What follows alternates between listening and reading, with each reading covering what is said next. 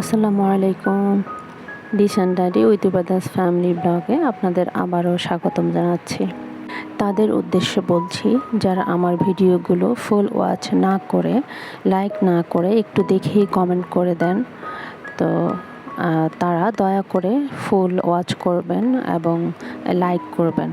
Comment করার চেয়ে like করা খুবই সহজ, বাট কমেন্ট করলে লিখতে হয়। তো দয়া করে সাবস্ক্রাইব করবেন, লাইক করবেন, কমেন্ট করবেন। ভিডিওটি শুরু করেছিলাম বিকেল থেকে। তো ইফতার করব আমি রোজা রেখেছিলাম। তো ইফতারের আগে আমি শরবত গুলে নিয়েছি ট্যাঙ্ক আর ইসুপগুল দিয়ে।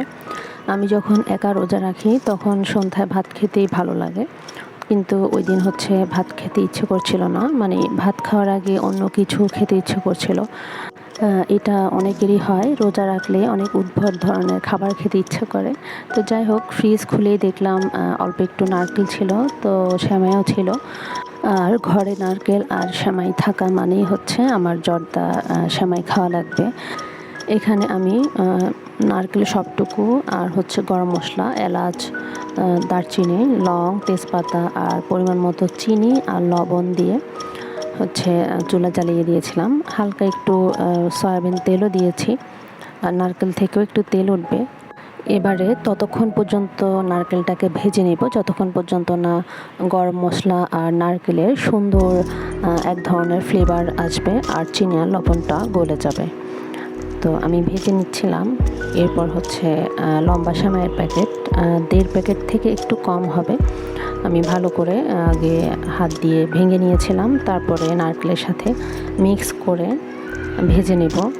তো যেহেতু এক হাতে ক্যামেরা ধরেছিলাম, অন্য হাতে নাড়ছিলাম, তো সেজন্য হচ্ছে আমি ক্যামেরা অফ করেও অনেকক্ষণ নেড়েছিলাম।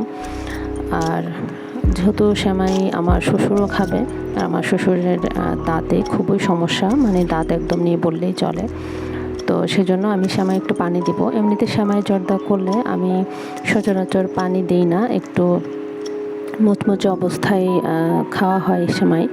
বাট আজকে হচ্ছে ওনাকে দিব, তাই হচ্ছে আমি পানি দিয়ে একটু নরম নরম করে ভেজে নেব।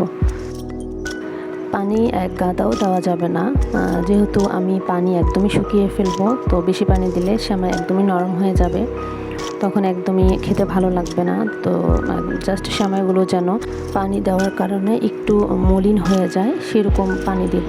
তো আমি একটু একটু করে পানি দিয়ে নেড়ে আবার দেখছিলাম যে লাগবে নাকি। তো আমি একটু একটু করে পানি অ্যাড করেছি। তো পানি অ্যাড করেও আমি অনেকক্ষণ ধরে, প্রায় 15-20 মিনিট ধরে হালকা ফ্লেমে আমি ভেজে নিয়েছিলাম সেমাই। আর সেমাই যত ভাজা হবে ততই হচ্ছে সেমাইটা খেতে ভালো লাগবে। ভাজার উপর ডিপেন্ড করে সেমাইয়ের সিদ্ধ হওয়া এবং টেস্ট। তো আমি যেহেতু রোজা রেখেছিলাম, তাই আমি চিনি লবণ দেখতে পারিনি। আমি আমার যাকে দেখিয়েছিলাম, পরে আমার যা বলছিল যে আর একটু চিনি দিতে হবে। পরে আমি নামানোর আগ দিয়ে ঘি দিয়ে দিয়েছিলাম 1.5 চামচের মতো, আর হচ্ছে আবার চিনিও দিয়ে আবারও লো ফ্লেমে আবারও একটু ভেজে নিয়েছি চিনিটা গলা পর্যন্ত। আর সেমাই দেখলেই বুঝতে পারছেন আমার নাড়া দেখে যে সেমাইটা কেমন নরম হয়েছে। অত বেশি নরমও না, আবার শক্তও না।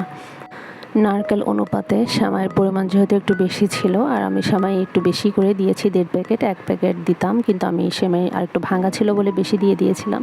পরে আমার যা বলছিল যে এতগুলো রান্না করেছো যে খাওয়া যাবে তো।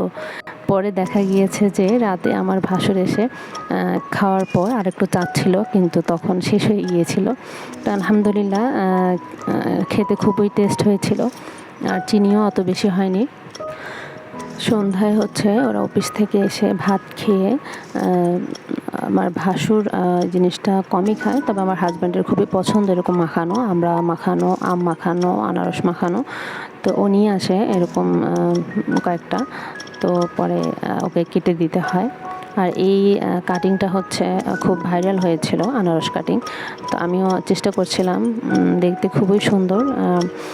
সবসময় একরকম খেয়েছি, তো এই কাটিংটা আসলে দেখলে ভালোই লাগে। আর ওকে এখন মাখিয়ে দিব লবণ, মরিচ আর একটু বিট লবণ দিব। বিট লবণ সবসময় দিই না, মাঝে মাঝে একটু দিই। বিট লবণ খাওয়া আসলে অত ঠিকও না। এখানে পেয়ারা আর আমরা একসাথে ওকে মাখিয়ে দিব। আর পিস করা আনারসগুলা, ওগুলো হচ্ছে আমি খেয়েছি আর আমার শাশুড়ি আর চাকে দিব।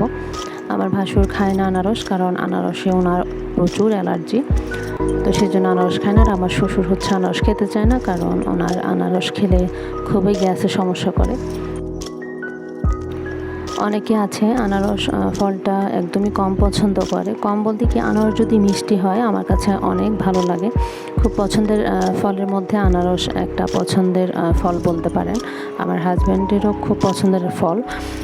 তো আর যেগুলো মিষ্টি হয় না ওইগুলা আসলে লবণ মরিচ দিয়ে কি আরও 10টা মশলা দিয়ে খেলেও ভালো লাগে না যদি মিষ্টি না হয়। তো এখান পর্যন্তই আজকের ভিডিও শেষ করলাম। নতুন আরেকটি ভিডিও নিয়ে হাজির হব ইনশাল্লাহ। সবাই আমাদের জন্য দোয়া করবেন, সবার জন্য আমার দোয়া রইল। আর ভিডিওটি ভালো লাগলে লাইক, কমেন্ট অ্যান্ড সাবস্ক্রাইব করবেন দয়া করে। আসসালামু আলাইকুম।